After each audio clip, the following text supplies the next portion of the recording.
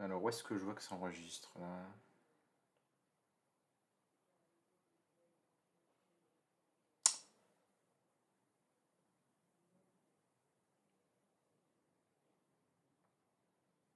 Ah, je vois le rec, je vois le timer. Ok, très bien. Donc c'est parti, l'enregistrement a démarré. Donc bonsoir à tous. Nous nous retrouvons pour une conférence où il va être question de politique et de philosophie et des liens entre les deux. Puisque ceux qui me connaissent un petit peu savent que je m'intéresse, je suis venu à m'intéresser à la philosophie quand même par le biais de la politique, hein, en partie. Et j'aime à mettre en évidence le fait qu'il existe des liens en fait entre la philosophie, y compris dans ce qu'il peut y avoir de plus abstrait, et la politique dans ce qu'il peut y avoir de plus concret, quoi, de plus quotidien, en tout cas au moins un certain niveau de précision, de détermination des comportements. Et je pense qu'il y a vraiment des liens qui sont trop peu compris, trop peu soupçonnés, qui unissent ces différents niveaux. Que quand on croit ou qu'on veut certaines choses politiquement, ben, c'est qu'on a certains présupposés philosophiques qu'en général on ne connaît pas, mais qu'on peut dégager par la réflexion, et que inversement, lorsqu'on fait certains choix philosophiques fondamentaux, on a certaines convictions, qu'on prend tel ou tel parti, et bien ça va nous autoriser certaines, euh, certaines orientations, certains buts politiques, certaines valeurs, et ça va en interdire d'autres, hein. Donc, même si c'est peut-être un petit peu grossier, ce serait pas tout à fait faux de dire que il y a des ontologies de droite et des ontologies de gauche, des épistémologies de droite ou des épistémologies de gauche, ou en tout cas qu'il y a une certaine manière de les pratiquer, de les suivre, et que ça se reflète dans des conséquences plus concrètes et dans des niveaux de la pensée qui sont moins abstraits. Donc c'est de ça que je vais essayer de parler un petit peu ce soir avec un cas d'étude, hein, donc, qui porte sur l'anarchisme. Donc l'anarchisme, je ne l'ai pas défini, c'est une limite, on pourrait dire, hein, du petit billet, mais bon, je vais partir de l'idée que vous avez tous au moins une appréciation, comme ça, une sorte de pré-notion, hein, de ce que ça pourrait être que l'anarchisme. Donc très, très intuitivement et spontanément, je dirais qu'on peut dire que c'est une philosophie politique de gauche radicale ou d'extrême gauche, comme vous préférez, qui se caractérise par le rejet de toute forme de pouvoir, d'autorité, de domination. Là, je vais surtout parler de l'anarchisme de gauche, hein, de l'anarcho-communisme, de ceux qui s'appellent eux-mêmes les libertaires. Voilà, c'est la gauche anarchiste, ou l'extrême gauche anarchiste, hein. Parce qu'on pourrait trouver éventuellement d'autres formes d'anarchisme qui n'auraient pas spécialement de coloration collectiviste, des formes individualisme d'anarchisme telles on la trouverait chez Stirner, par exemple, ou de formes tout à fait différentes du point de vue de ce qui est souhaité pour l'organisation sociale, ce qui serait par exemple l'anarchisme de marché, hein, qui est extrêmement différent dans, je dirais, ses valeurs et le type de société qu'il souhaiterait mettre en place. Mais disons que voilà, s'il y avait deux ennemis archétypaux de l'anarchisme de gauche radicale, c'est l'État d'un côté et le capitalisme de l'autre, hein. C'est quand même c'est pas toutes les instances de domination qui identifient ces philosophies, enfin cette philosophie politique, il y en aurait beaucoup d'autres, hein, qui se déclinent en lutte contre le racisme, le sexisme, et telle ou telle forme d'oppression particulière, mais fondamentalement les deux gros mastodons, hein, théoriques qui sont quand même attaqués par les anarchistes, c'est l'État et le capitalisme. Bon. Donc la question qu'on va essayer de mettre en évidence, c'est en quoi est-ce qu'une orientation politique telle que l'anarchisme peut-elle être dépendante de une certaine philosophie implicite, et là en l'occurrence on va s'intéresser à ce qui est de plus abstrait en philosophie, c'est-à-dire l'ontologie. Donc je poursuis dans la définition des termes du sujet de la soirée. Je vous rassure, la première partie de la conférence, c'est là où je vais définir les termes, c'est là où ça va être le plus compliqué, donc j'espère que vous êtes très attentifs au début. Et plus ça va aller, moins vous serez attentif, plus on verra des choses qui sont des conséquences de ce que j'aurais expliqué au début. Donc le niveau devrait un petit peu baisser, voilà. Et vous ne soyez pas complètement assommé à la fin de la conférence. Mais là, je commence par le plus dur. Donc définition des termes du sujet. Alors, définition de l'ontologie. Donc si vous avez le texte sous les yeux, à ceux qui arrivent au fur et à mesure, le texte, je l'ai mis dans le textuel du Sénat et pas dans le textuel 1. Donc, définition de l'ontologie. Alors, Bon, c'est pas évident, hein. On pourrait dire que l'ontologie, qui est parfois appelée de façon alternative métaphysique, c'est une partie de la philosophie qui est la partie la plus abstraite, la plus fondamentale, la plus large. Si vous allez en bibliothèque et que vous cherchez des ouvrages de philosophie, vous allez trouver des rayons où certains livres sont rangés dans un coin et puis on appelle ça métaphysique ou ontologie. Donc c'est un domaine d'étude des philosophes, si vous voulez, c'est un domaine de réflexion philosophique. Alors ça consiste en quoi, ou à quoi s'occupent les gens qui font de l'ontologie ou de la métaphysique?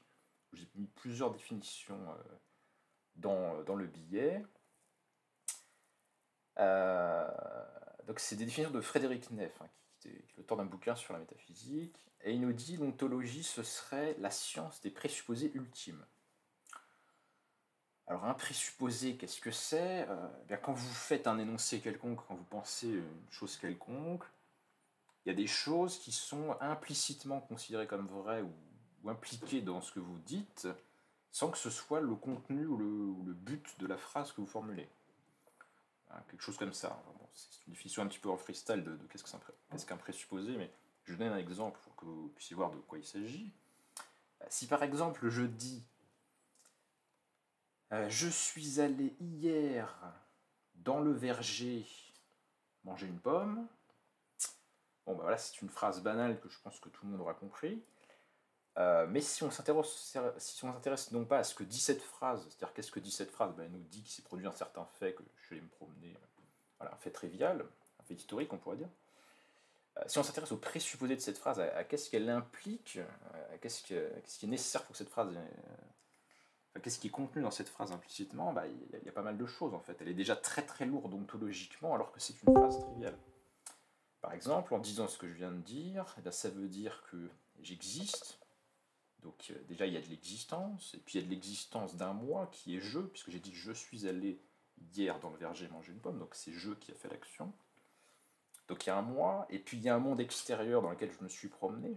Donc j'affirme en disant ça, même si ce n'est pas le but de la phrase, je présuppose dans cet énoncé qu'il existe un monde extérieur. Et puis, bah, comme j'ai fait une phrase, il y a quand même si c'est peut-être pas tout à fait un présupposé, mais c'est peut-être plutôt le statut de l'énoncé lui-même, mais il y a quand même quelque chose dans cette phrase qui est une revendication de sens, hein, j'appellerais ça comme ça, c'est-à-dire que cette phrase a une prétention d'avoir un sens et de ne pas être une suite de mots qui ne veulent rien dire, soit parce qu'ils sont agencés de manière dépourvue de sens, soit parce que c'est des mots qui n'auraient pas de signification. Donc il y a une revendication, une prétention de sens dans la phrase que j'ai dite, hein, elle revendique qu'elle veut dire quelque chose.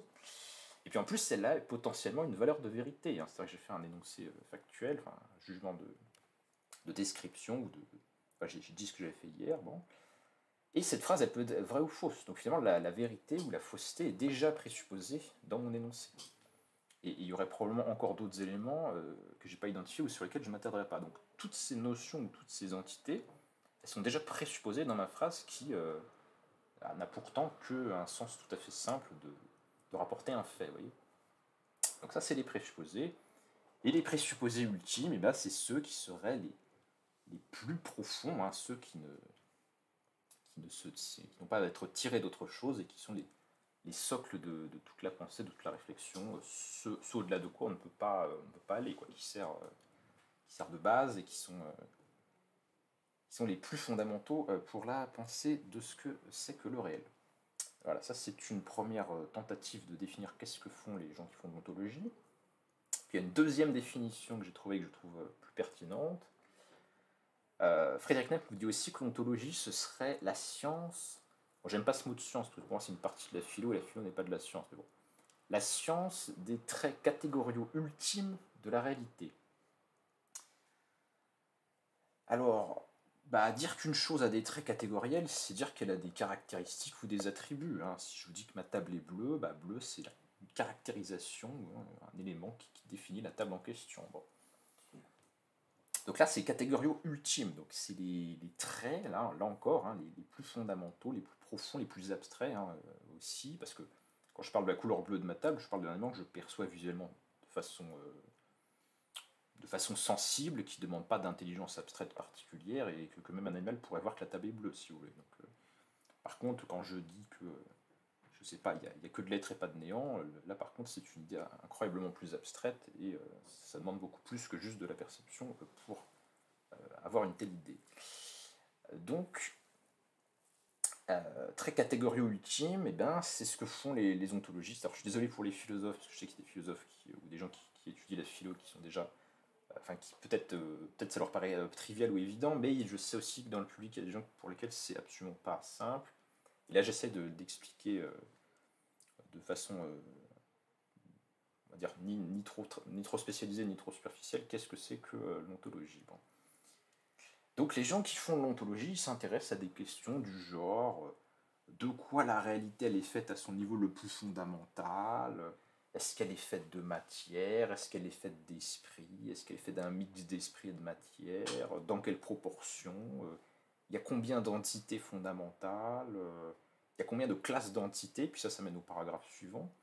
Parce que le paragraphe suivant vous dit que les sciences, en fait, elles étudient des sous-régions un petit peu ontologiques, quoi, des genres d'entités, des genres d'étangs.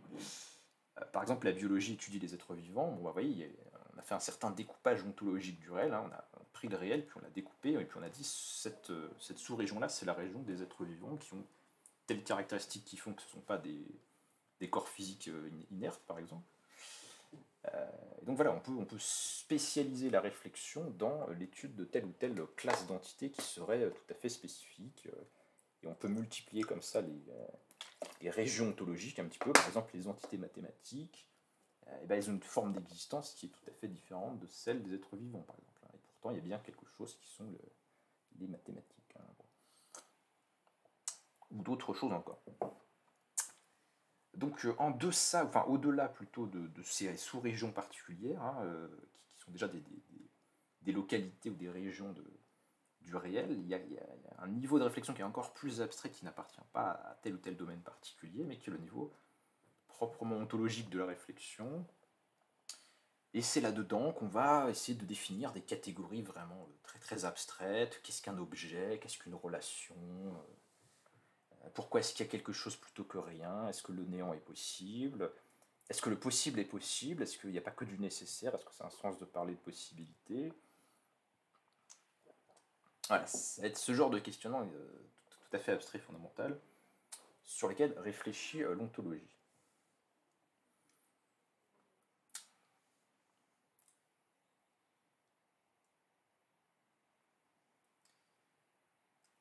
Alors maintenant, j'en viens à l'anarchisme. Donc vous avez compris à peu près ce que c'est que l'ontologie.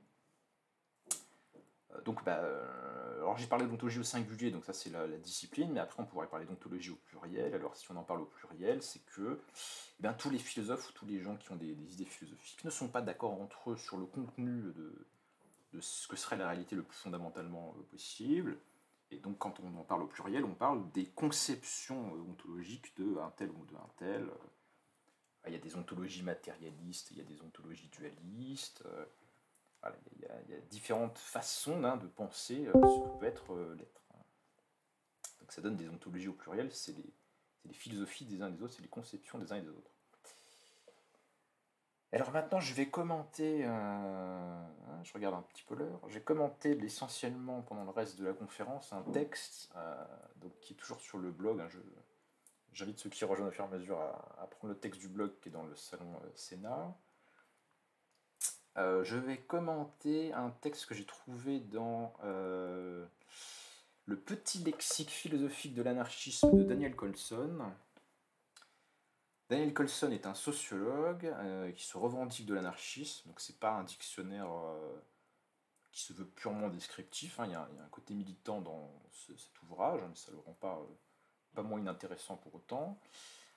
Et cet article, donc c'est un dictionnaire, hein, enfin ça se veut un dictionnaire, et l'article que je vais lire, ce sont des extraits d'un article du livre qui s'appelle La puissance du dehors, ou Puissance du dehors, enfin l'article Puissance du dehors du bouquin, quoi. Bon. Cet article, il est particulièrement long, j'ai pas lu tout le dictionnaire, mais il est particulièrement long, et je trouve qu'il a un côté assez central, c'est-à-dire que quand on parcourt un petit peu le dictionnaire des rapports entre pensée philosophique et pensée anarchiste,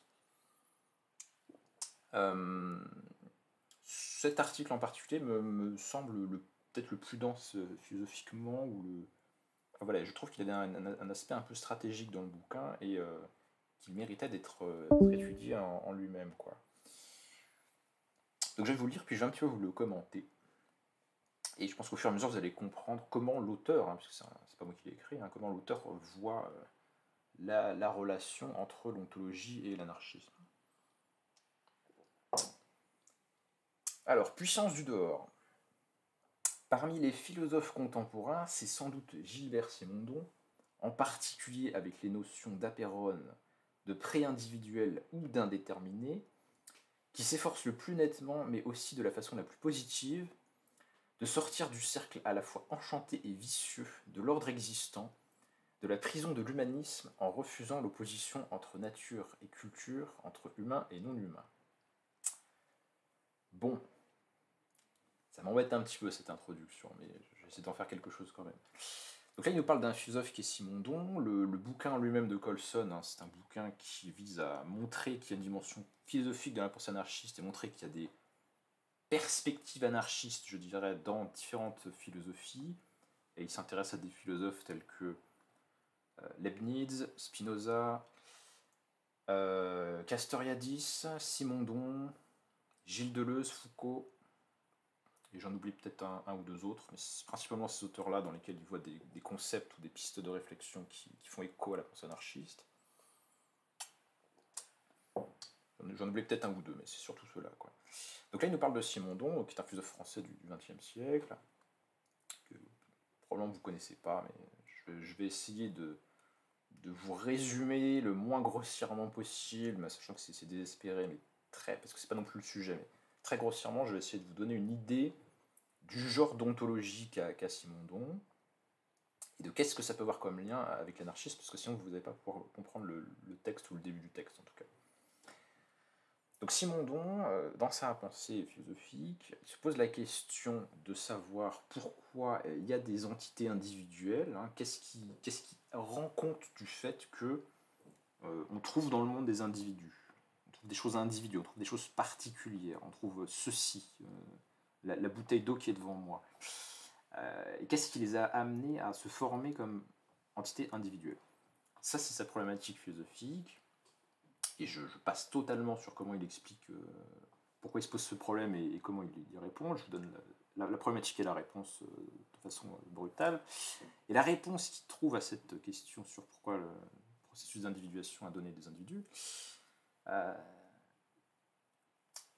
il en vient à amener une notion qui est la notion de pré-individuel, et puisqu'il conteste les manières traditionnelles dans l'histoire de la philosophie de répondre à cette problématique, il en vient à amener une notion qui est la notion de pré-individuel.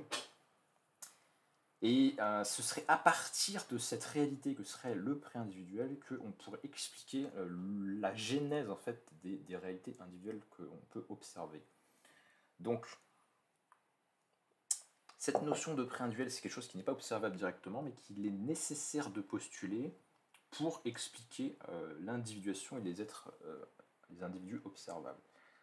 Et c'est une notion, le pré-individuel, qui présente des ressemblances plus que troublantes avec la notion d'énergie en physique, qui, elle, non, dans la physique contemporaine, je veux dire, qui, elle non plus, n'est pas observable telle qu'elle, mais qui est connue par ses effets. Bon. Et c'est un peu la même, enfin, c'est quelque chose qui présente des ressemblances, en tout cas. Donc, pour faire saisir qu'est-ce que serait que cette entité ou ce genre d'être que serait le pré-individuel, il fait appel à la notion grecque de l'apérone, qui est une notion qui vient d'un philosophe présocratique qui s'appelle Anaximandre. Et l'apérone, ce serait le principe explicatif de l'être, de la réalité, et ce serait l'illimité, ce qui n'a pas de limite. Bon.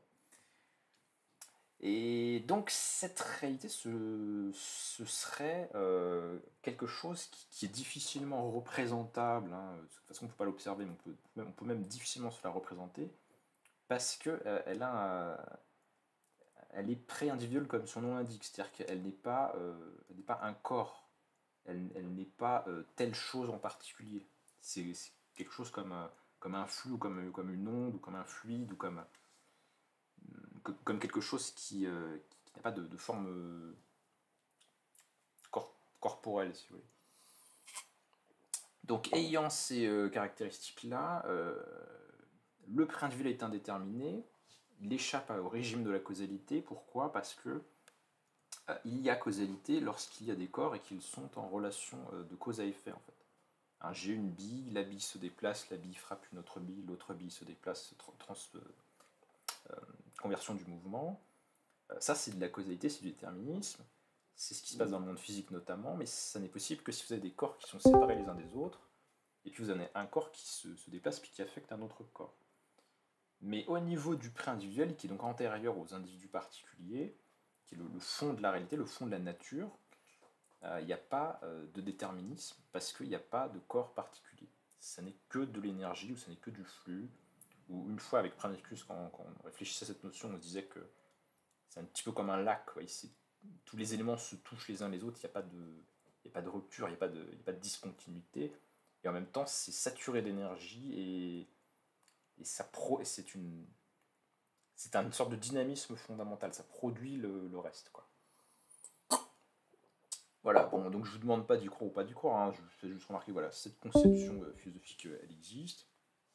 Et maintenant, qu'est-ce que cette notion de ce genre-là peut avoir à faire avec l'anarchisme? Alors, donc je lis la suite du texte.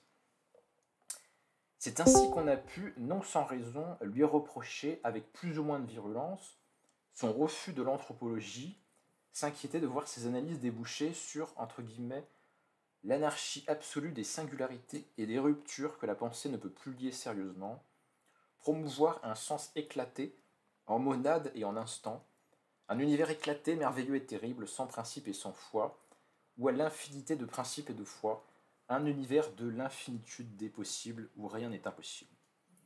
Moi, ça me semble une interprétation un petit peu trop lyrique de Simondon, et parce que Simondon est quand même un esprit très scientifique, très rationaliste, il nie absolument pas le fait qu'il y ait des déterminismes, mais disons qu'il les voit à un niveau de la nature qui n'est pas le niveau le plus fondamental. C'est ce qui se passe en physique, c'est ce qui se passe en biologie, c'est ce qui se passe dans la société, mais ça n'épuise pas le tout de la nature, et ça ne, dans sa vision en tout cas de philosophie de la nature, ça n'épuise pas le fait qu'il reste une place pour l'indétermination en dépit d'autres régions ontologiques où il y a des lois tout à fait strictes qui s'appliquent. Donc je trouve ce commentaire de Simondon un petit peu imprécis ou inexact. Pour Simondon, comme pour la pensée libertaire et contre l'humanisme dominant, il s'agit bien en effet d'affirmer une spécificité de l'existence humaine qui réside justement dans sa capacité à s'ouvrir à l'autre, à ce qui n'est pas elle, et donc ce qui n'est pas humain, à s'ouvrir sur le dehors qu'elle porte en elle, sur la puissance polymorphe de la nature ou de l'être, et à pouvoir ainsi créer sans cesse de nouvelles formes d'individuation ou de subjectivité. Alors ça fait référence à un autre aspect de la pensée de Simondon dont j'aurais dû parler avant de lire la phrase en fait, mais c'est pas grave, je vais le dire maintenant. Donc là aussi, je ne vous explique pas pourquoi. Je ne fais pas un cours sur Simondon, d'ailleurs, il faudrait faire plusieurs cours. Mais en gros, Simondon dit que le pré-individuel, certes, il forme les individus, il est l'origine de l'apparition des différents individus physiques, biologiques et ainsi de suite, mais c'est un mouvement qui se continue en fait dans les individus particuliers. Ils ne sont pas épuisés par... En tout cas, ils ne sont pas tous épuisés par le processus de leur genèse ou de leur constitution. Et c'est particulièrement vrai pour les êtres humains, et c'est même, semble-t-il, enfin en tout cas dans le texte de Colson, on a l'impression que c'est comme ça, mais c'est même, semble-t-il, la vraie différence entre les hommes et les animaux, dans la pensée de Simondon, c'est que dans les êtres humains, il y a un résidu de ce pré-individuel originel, de ce chaos originel, qui continue d'exister et qui constitue une dimension du genre d'être que sont les humains, et ça va avoir des conséquences sur leur capacité à la création et à la transformation d'eux-mêmes et de la société, hein, disons ça comme ça. Et d'ailleurs, je dis ça en passant, mais ça fait extrêmement écho à la pensée de la création chez Castoriadis. Et ça, ce sera un thème à approfondir un autre jour. Donc je lis la suite du texte. Donc en fait, enfin, voilà, je ne sais pas si vous avez compris, mais l'idée c'est de dire, dans l'homme, il y a un résidu de ce chaos, de ce pré-individuel originel, il reste une part d'indétermination qui n'est pas de l'ordre de la conscience ou de la volonté, hein. Ce n'est pas une théorie du libre arbitre, ça je dis ça pour Adania pour que ce soit clair. C'est pas une théorie du libre arbitre, mais c'est l'idée qu'il y a une part d'indétermination qui continue à exister dans les individus, en particulier dans les humains, et que c'est ça qui va leur permettre de changer, de se transformer et de se remettre en cause, et de se métamorphoser à nouveau et de ne pas être des choses figées qui seraient totalement stables. Alors je lis la suite du texte. Pour réviser le texte, enfin, je pense que tu l'as vu, mais c'est dans le Sénat. C'est pourquoi Simondon refuse l'anthropologie classique, là où à l'inverse, il s'agit d'enfermer l'humanité dans des limites immuables, d'une forteresse ou d'une île, pour reprendre la formule de Kant, et de fonder la spécificité de l'être humain sur sa lutte contre la nature qui l'entoure et qu'il porte en lui-même, contre le non-humain ou le sauvage, et sur sa maîtrise. Pour Simondon, la nature n'est pas le contraire de l'homme, puisque la spécificité de l'être humain réside justement dans la possibilité de faire retour à elle, à l'être dans sa totalité, de remobiliser la totalité des forces du dehors, ces forces terribles, dirait Gilbert Hautois, de l'être comme réserve d'être, comme illimité dans la limite. Donc ça, c'est ce que j'ai essayé de vous expliquer un petit peu, hein. C'est l'idée qu'il y a une part d'indétermination dans l'être humain et qu'il peut, dans certaines circonstances, eh bien, l'utiliser pour devenir ce qu'il n'est pas, comme dirait l'autre. Le projet philosophique de Simondon fait ainsi directement écho à la tâche que s'assignait Nietzsche quelques 70 ans plus tôt. Ma tâche, la déshumanisation de la nature et ensuite la naturalisation de l'homme, une fois acquis le pur concept de nature. Cette nature que l'on croit extérieure à nous alors que nous la portons en nous-mêmes. Simondon fait écho à la volonté de Nietzsche de libérer l'homme de sa propre prison, dans laquelle il prétend également enfermer le monde, sans le moindre reste, en le capturant lui aussi dans les raies et la grossièreté de ses codes. Comme Simondon, Nietzsche prétend inventer d'autres perspectives. Non plus les perspectives d'une espèce d'homme bien déterminé, ou plus précisément un instinct bien déterminé, l'instinct grégaire, à partir duquel l'homme tente de parvenir à la domination, mais les perspectives d'un être plus grand, les perspectives d'un être retrouvant en lui la puissance de l'indéterminé, la puissance du chaos. Et là, il cite un extrait de Zarathustra, qui est très connu, et très beau. Je vous le dis, il faut encore avoir du chaos en soi pour pouvoir engendrer une étoile dansante. Je vous le dis, vous avez encore du chaos en vous. Au passage, pour ceux qui s'intéressent soit à Nietzsche, soit à Simondon, Simondon a beaucoup lu Nietzsche, hein, je l'ai appris dans le documentaire sur lui, là. Il le connaissait très très bien dès sa jeunesse, en fait, dès qu'il avait 18 ans, il avait beaucoup lu Nietzsche, hein, donc c'est pas inintéressant de savoir. Qu'on la nomme chaos, indéterminé, apéron, anarchie ou d'un tout autre nom, la puissance du dehors est certes au centre de la pensée est certes au centre de la pensée du désir libertaire, de sa volonté de faire naître un autre monde, d'engendrer de nouvelles étoiles, mais elle est également un pari ou un défi qui n'est pas sans susciter beaucoup de doutes et d'angoisse. Donc là, vous voyez qu'il donne toute une suite de noms pour essayer de désigner le genre de réalité naturelle fondamentale auquel serait liée en fait la pratique anarchiste. Et l'expression même de puissance du dehors, c'est un passage que j'ai coupé, mais en fait c'est une expression de Gilles Deleuze dans son bouquin sur Foucault, hein. Donc puissance du dehors, c'est une expression deleuzienne.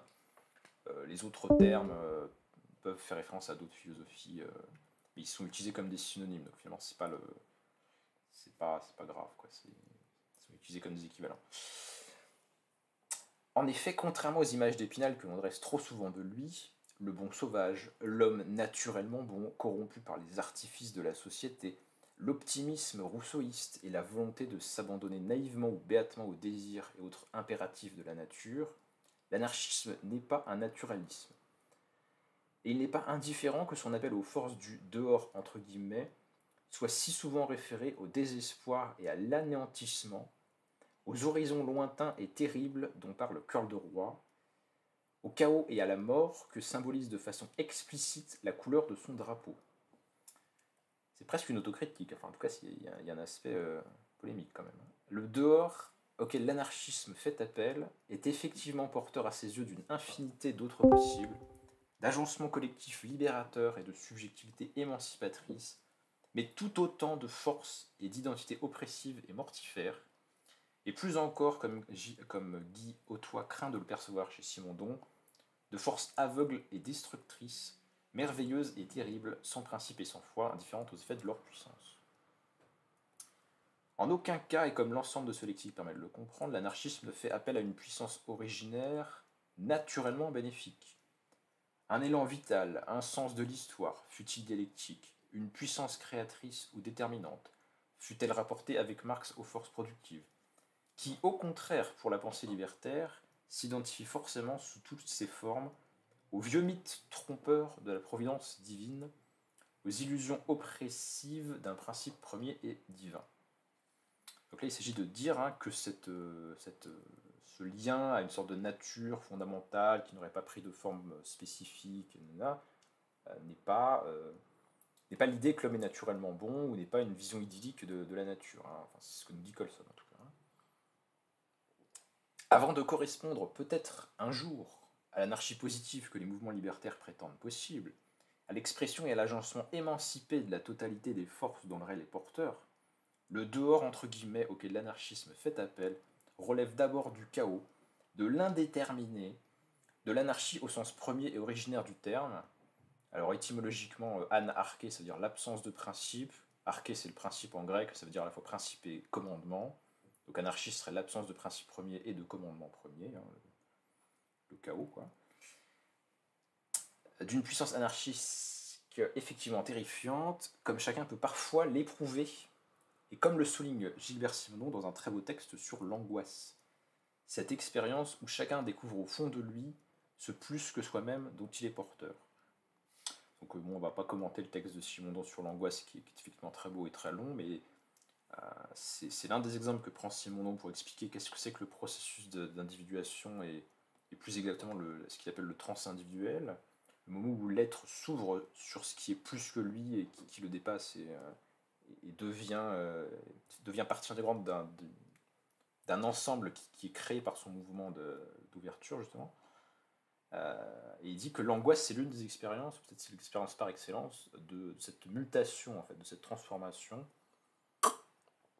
Dans l'angoisse, on sent l'identité qui s'était cristallisée à un certain moment, qui craque, ou même à la limite elle craque pas, mais on sent qu'elle pourrait craquer. Voilà, je sens que je pourrais devenir ceci, je pourrais ne plus croire ce que je crois, je pourrais ne plus être de telle tendance politique, ou ne plus croire en Dieu, ou croire en Dieu alors que je ne croyais pas en Dieu, ou changer complètement d'identité sociale, par exemple. Ce serait un exemple. On voit bien que ce type d'expérience de remise en question radicale, on voit bien le lien avec l'angoisse que ça peut avoir, et en même temps, il faut bien qu'il y ait quelque chose dans l'individu qui échappe à la société ou qui n'est pas réductible à ce qu'il était à un moment donné pour qu'il puisse y avoir un mouvement de transformation vers quelque chose de radicalement nouveau, en fait. Et donc pour Simondon, c'est le signe qu'il y a un écho de la nature, et plus exactement de l'indéterminé de la nature, qui se continue dans l'individu, et qui explique pourquoi il peut devenir tout à fait autre chose que ce qu'il était jusque-là. Et alors ça pose des questions éthiques tout ça, donc je continue à lire. La violence de l'arrachement aux limites familières et rassurantes des rôles et des fonctions qui nous constituent présentement, entre parenthèses, comme mère de famille, comme informaticien, comme propriétaire et comme citoyen garanti par le droit, les préfectures et l'ordre social, n'est-elle pas pire que la prison dont nous voudrions sortir, dont nous pressentons pourtant dont nous pressentons pourtant tout ce qu'elle nous empêche de vivre? Point d'interrogation. Donc question sur effectivement le processus de remise en question de soi, et de métamorphose, d'ouverture à une nouvelle identité possible, à une nouvelle définition de soi-même. Est-ce que c'est pas intolérable, et surtout tel que le présente l'anarchisme, c'est-à-dire dans une perspective assez totalisante et assez radicale, quoi. Questionnement de Colson sur ce processus lui-même. Comment franchir la ligne sans mourir? Point d'interrogation. Comment sortir de l'humain trop humain qui nous entrave et nous opprime sans se perdre définitivement? Comment donner corps à une puissance du dehors qui ne soit pas une puissance de mort, mais au contraire une puissance de vie? Telles sont les questions auxquelles chacun à sa façon, Simondon, Nietzsche, Foucault et Deleuze à travers lui, se sont efforcés de répondre. Tel est le défi que la pensée et le mouvement libertaire dans leurs moments les plus intenses, des événements insurrectionnels de 1848 aux journées de mai 68, de la Commune de Paris à la Commune de Shanghai, des tragiques passages à l'acte des insurrections allemandes et hongroises aux horizons meurtriers des révolutions russes et espagnoles, en Ukraine, à Munich, à Kronstadt, à Budapest et à Barcelone, n'ont jamais cessé de se lancer à eux-mêmes. Alors après, il y a un petit texte de Cœur de Roi, qui est un anarchiste français du milieu du XIXe siècle, qui parle de sa révolte, on va dire. Bon, je lis rapidement, je ne commenterai pas trop. Révolutionnaires anarchistes, disons-le hautement, nous n'avons d'espoir que dans le déluge humain, nous n'avons d'autre avenir que dans le chaos. Nous n'avons de ressources que dans une guerre générale qui, mêlant toutes les races et brisant tous les rapports établis, retirera des mains des classes dominantes les instruments d'oppression, avec lesquels elles violent les libertés acquises au prix du sang. Quand chacun combattra pour sa propre cause, personne n'aura plus besoin d'être représenté. Au milieu de la confusion des langues, les avocats, les journalistes, les dictateurs de l'opinion perdront leur discours. De même pour le langage, les rapports les plus intimes entre les nations amèneront l'échange des idiomes divers. On conversera dans des termes imparfaits, inachevés, on fera subir à la prononciation, à l'orthographe, à la grammaire d'innombrables altérations. Ainsi les langues actuelles seront envahies dans le sanctuaire de leurs règles absolues. Ainsi la confusion des peuples amènera la confusion des langues, l'anarchie dans la parole et dans la pensée. C'est un appel révolutionnaire de Cœur de Roi qui fait suite à l'écrasement des ouvriers parisiens révoltés durant les journées de juin 48. Et ça nous montre effectivement jusqu'où peut aller le côté l'illimitation dans la révolte de type anarchiste. Et on retrouve une autre expression de cette expérience de façon un peu plus positive dans la suite du texte qui nous parle de l'ivresse euphorique des souvenirs de Bakounine sur les semaines révolutionnaires qui ont précédé le massacre des ouvriers parisiens, donc c'est quelques temps juste avant le texte précédent, mais dans une même perception de l'abolition de l'espace et du temps, de l'ordre existant, une perception non plus imaginaire et prospective, mais positive et réelle. Donc c'est Bakounine qui parle de cet épisode historique. Et au milieu de cette joie sans borne, de cette ivresse, tous étaient doux, humains, compatissants, honnêtes, modestes, polis, aimables et spirituels. Ce fut un mois de griserie pour l'âme. Non seulement j'étais grisé, mais tous l'étaient, les uns de leur peur folle, les autres de folle extase, d'espoir insensé. J'aspirais par tous mes sens et tous mes pores l'ivresse de l'atmosphère révolutionnaire. C'était une fête sans commencement et sans fin. Je voyais tout le monde et je ne voyais personne, car chaque individu se perdait dans la même foule innombrable et errante. Je parlais à tout le monde sans me le rappeler ni de mes paroles ni de celles des autres, car l'attention était absorbée à chaque pas par des événements et des objets nouveaux, par des nouvelles inattendues. Il semblait que l'univers entier fût renversé, l'incroyable était devenu habituel, l'impossible possible, et le possible et l'habituel insensé. Donc atmosphère de subversion totale de l'ordre existant. Telles sont les questions auxquelles l'anarchisme n'a jamais cessé d'essayer de répondre, théoriquement et non sans difficulté, en particulier à travers ce que Proudhon appellera l'anarchie positive, pratiquement surtout, pendant une cinquantaine d'années et à grande échelle, à travers les différentes expériences d'émancipation ouvrière qu'il est convenu de regrouper sous les termes de syndicalisme révolutionnaire et d'anarcho-syndicalisme, là où de nouvelles subjectivités se sont efforcées d'exprimer la puissance du réel. Voilà, ça c'est le texte de Colson. Je trouve qu'il est en lui-même d'une densité extrêmement profonde, qui pose beaucoup de questions, notamment éthiques et politiques. Et si vous m'accordez encore un petit peu de temps, voilà, ça va, j'ai fait 40 minutes, ça va, on a le temps en fait. Je vous propose d'aller encore un petit peu plus loin, puisque voilà, ce texte a fait écho à d'autres lectures que j'ai eues ces derniers temps autour de l'anarchisme.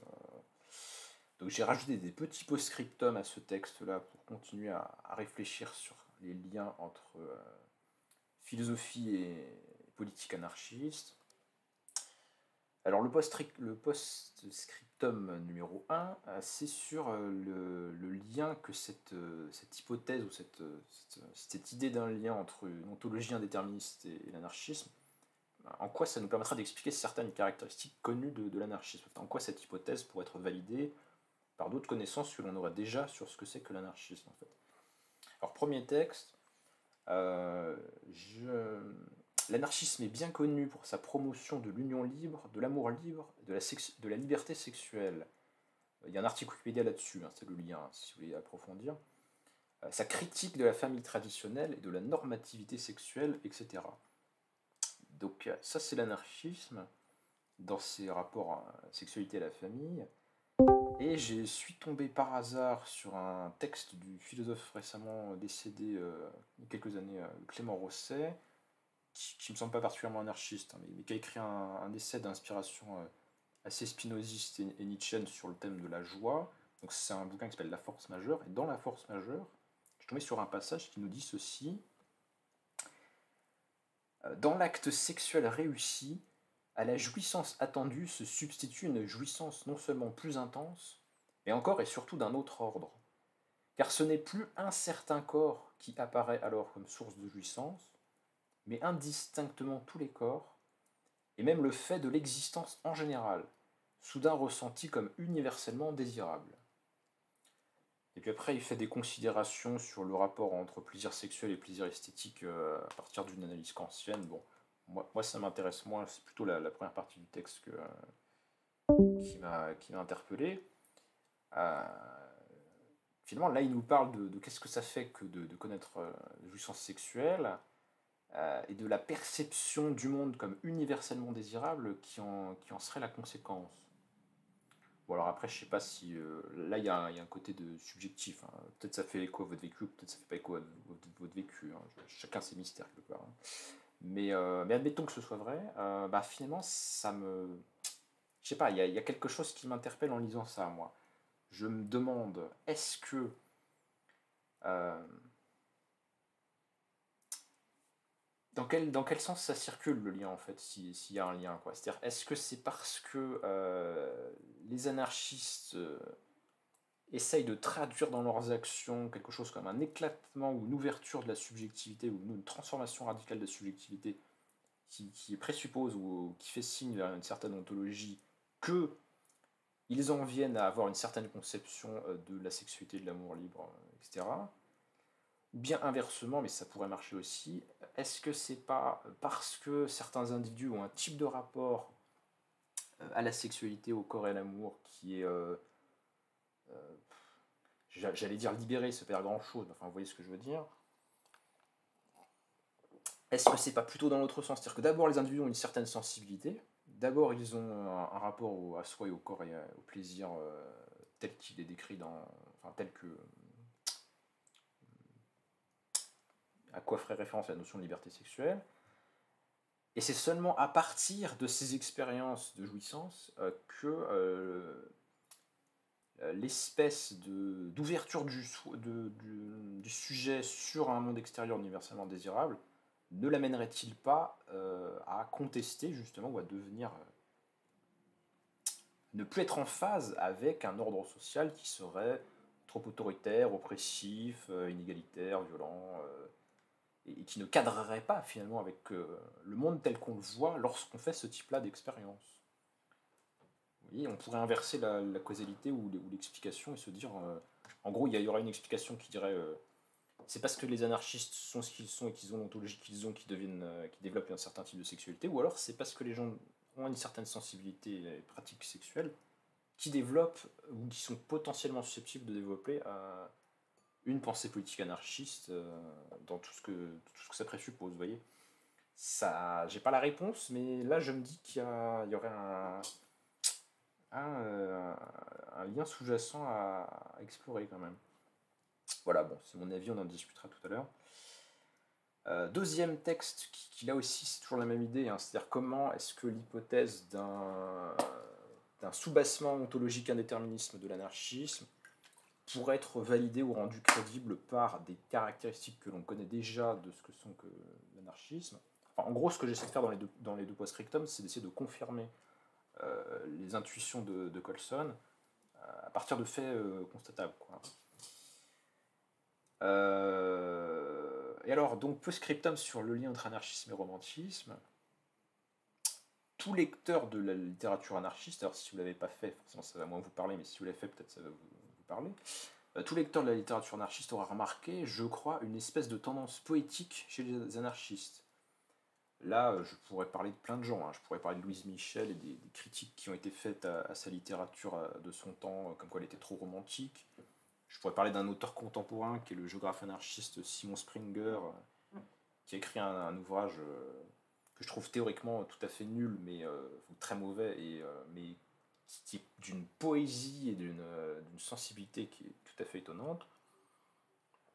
Donc j'ai l'impression effectivement que souvent chez les anarchistes on trouve une espèce de tempérament poétique qui n'est pas nécessairement un anti-intellectualisme ou un irrationalisme, parce que c'est plutôt des descendants intellectuels des Lumières fondamentalement, hein, comme la gauche en général. Donc c'est pas de l'anti-intellectualisme ou de l'irrationalisme, mais ils ont une espèce de sensibilité qui est moins théorique, moins portée à l'abstraction, plus affective et sensuelle que dans d'autres courants politiques. Et là je pense typiquement à la différence entre marxisme et anarchiste. Si je vais faire une formule caricaturale, les marxistes sont des théoriciens, les anarchistes sont des praticiens, ou en tout cas ce sont des gens qui seraient plus dans l'action que dans la spéculation ou la théorie. Bon, c'est des choses voilà, si j'avais eu le temps, j'aurais peut-être trouvé des sources qui appuient un peu cette idée, mais moi c'est comme ça que je le vois.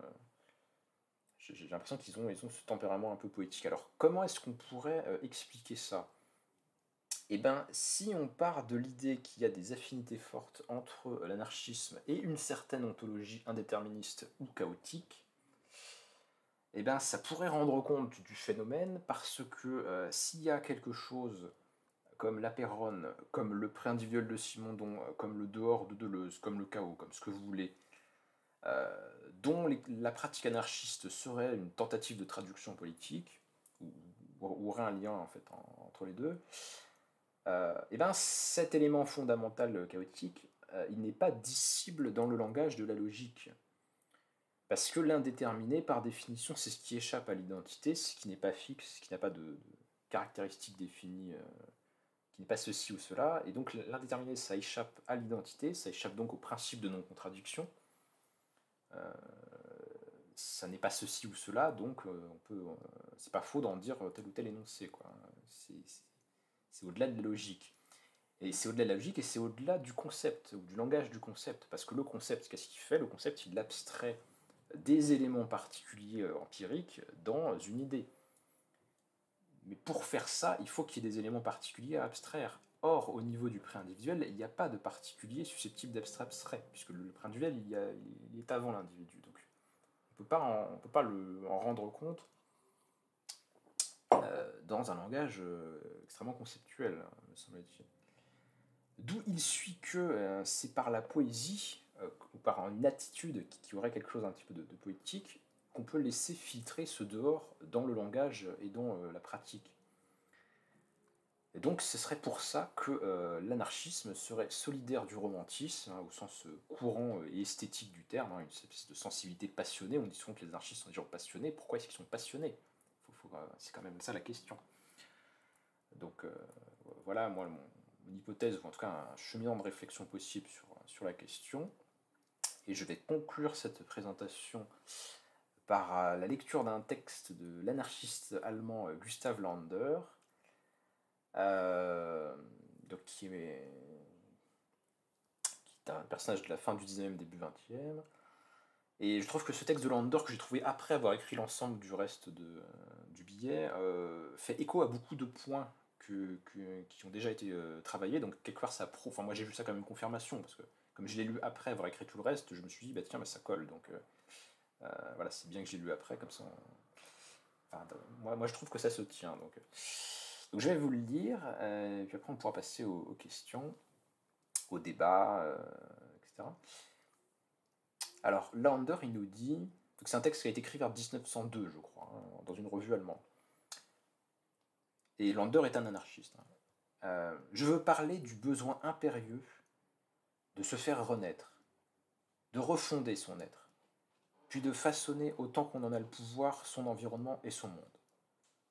Chacun de nous devrait connaître ce suprême instant, où, pour parler avec Nietzsche, il recrée en lui le chaos originel, où il fait jouer devant lui et regarde en spectateur le drame de ses passions et de ses sollicitations intérieures les plus pressantes, et tout cela afin de déterminer laquelle, parmi ses nombreuses personnalités, doit dominer en lui, de déterminer ce qui lui est propre et le distingue des traditions et des héritages du monde des ancêtres, ce qu'il doit être pour le monde et ce que le monde doit être pour lui.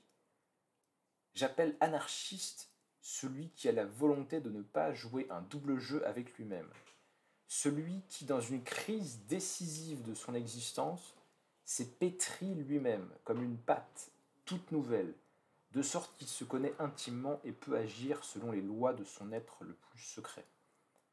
Ce continent et ce monde de richesse, nous les trouvons lorsque nous parvenons, à travers le chaos et l'anarchie, à travers une expérience intérieure inouïe, silencieuse et abyssale, à découvrir un homme nouveau. Chacun doit se plonger en soi-même. Alors, il y aura des anarchistes.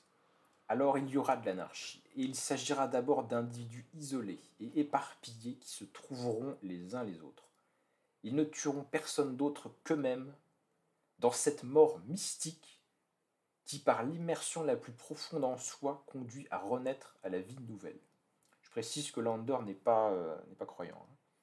Mais il y a une dimension, enfin, vous voyez le langage dans lequel il parle quand même, hein, qui réveille à la vie individuelle, le monde perdu en lui, qui se sent comme un rayon du monde et non pas étranger au monde. Celui-là vient, il ne sait pas d'où. Celui-là va, il ne sait pas où. Son rapport au monde sera un rapport à soi et il aimera le monde comme lui-même. On notera les réminiscences chrétiennes. Ces hommes régénérés vivront entre eux parce qu'ils se sentiront faire partie d'un seul et même tout. Là sera l'anarchie. Je désire seulement décrire un état intérieur qui permettra peut-être à certains d'entre vous de montrer par l'exemple ce qu'est le communisme et l'anarchie. Je veux simplement dire que cette liberté doit d'abord naître et se développer au plus profond de l'individu, avant de se manifester comme réalité extérieure effective. Et alors la suite du texte est un peu différent, mais ça recoupe des points, notamment ce que je viens de dire juste au-dessus sur le romantisme. Les anarchistes aussi ont été jusqu'ici,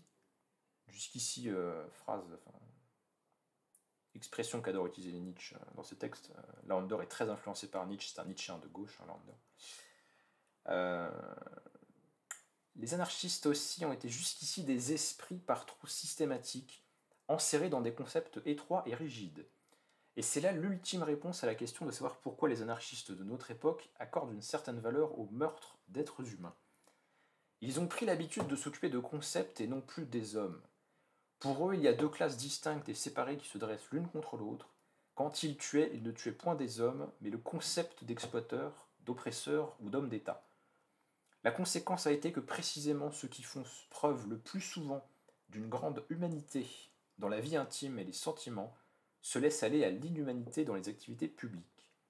Ils n'éprouvent alors plus aucune émotion, ils agissent comme des êtres purement pensants qui, à l'instar du culte rendu par Robespierre à la déesse Raison, se font les serviteurs d'une divinité qui classe et juge les hommes. Les condamnations à mort que les anarchistes prononcent froidement s'expliquent par des jugements rendus en vertu d'une logique froide, sans profondeur, abstraite et hostile à la vie. C'est quand même très nietzschéen, hein. L'anarchie n'a pourtant rien de cette évidence, de cette froideur, de cette clarté que les anarchistes ont cru pouvoir y trouver. Quand l'anarchie deviendra un rêve sombre et profond, au lieu d'être un monde accessible aux concepts, alors leur ethos et leurs pratiques seront d'une seule et même espèce. Alors moi, ce texte m'a quand même beaucoup plu parce qu'on retrouve des éléments de ce que dit Colson sur le fait que l'anarchie, c'est d'abord une expérience intérieure, ou c'est d'abord une mise en crise de sa propre identité, de sa propre stabilité personnelle,